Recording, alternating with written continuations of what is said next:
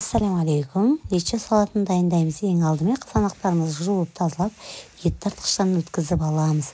Енді табамызға құйып, қызанақтарымызды үстіне секерімізді, сұйық майымызды және де тұзымызды салып, жақсылап араластырып, бетін жауып 20 минут орташа отта қайнатамыз.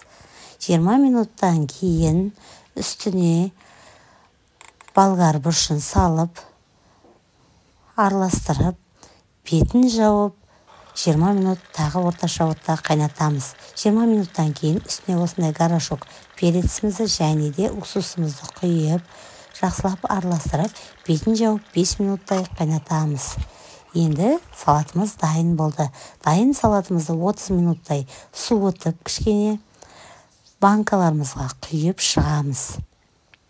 Енді бетіне қақпағын жауып, банкаларымызды жауып тастаймыз. Дайын болған банкаларды төңкеріп, жылы етіп орап қоямыз. Суығанша. Осымен лечо салатымыз дайын болды. Осы рецептімен жасап көріңіздер.